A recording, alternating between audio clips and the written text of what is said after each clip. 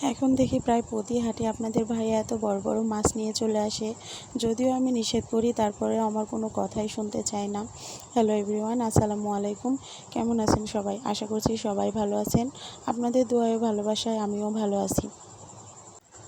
আমাদের গ্রামগঞ্জের হাট বাজার শুক্রবার আর সোমবার আমাদের এলাকায় অনেক বড় হাট বসে। তো প্রায় হাটেই দেখছি আপনাদের ভাইয়া এত বড় বড় মাছ নিয়ে চলে আসছে। যদিও সংসারে একটু টানাটানি হচ্ছে এখন, তাই বলি যে এত বড় মাছ নিয়ে কোনোই দরকার না এত টাকা খরচ করে, তবুও আমার কথা শুনতেই চায় না।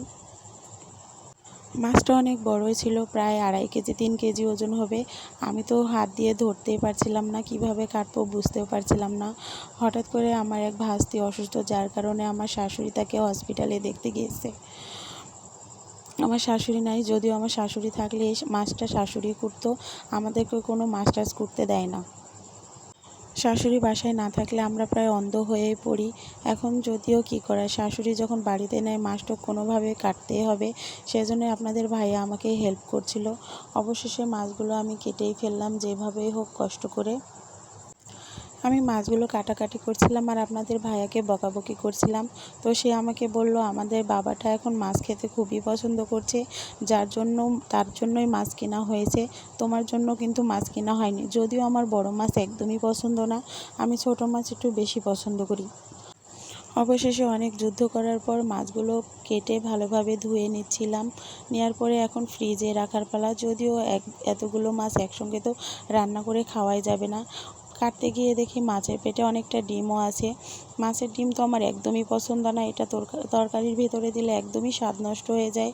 আমি মাছের ডিম খেতেই পারি না, সেজন্য আপনাদের ভাইয়াকে অনেক কথাও শোনাচ্ছিলাম।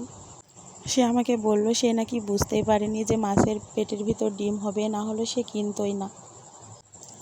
মাছগুলো এখন আমি ফ্রিজে রাখবো, যেহেতু আমার বাড়িতে আমার বাবা সোনাটাকে দিয়ে আমরা প্রায় 7 জন মানুষ, সেজন্যই সেই হিসাব করে ফ্রিজে মাছগুলো রাখবো।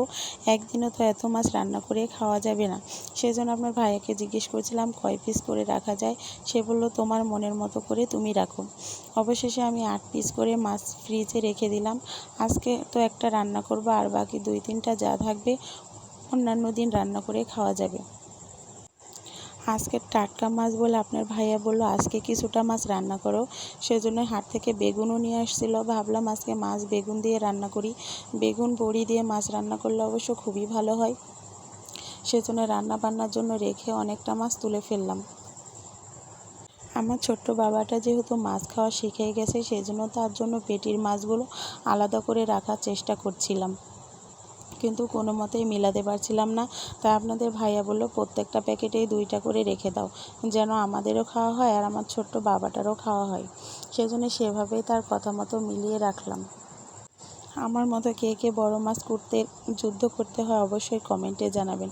আমি তো বড় মাছ একদমই কাটতে পারি না, তাই আপনাদের ভাইয়াকে বলি সবসময় ছোট ছোট মাছ নিয়ে আসতে। সে আমার কোনো কথাই শোনে না, যদিও আমার কষ্ট করাবে সেজন্যই বড় মাছ নিয়ে আসে। তবেও এরপর থেকে বলেছি কেটে কুটে নিয়ে আসতে, কারণ বাসায় কেউ না থাকলে মাছ আমাকেই কাটতে হয়, সব ঝামেলা আমাকেই করতে হয়।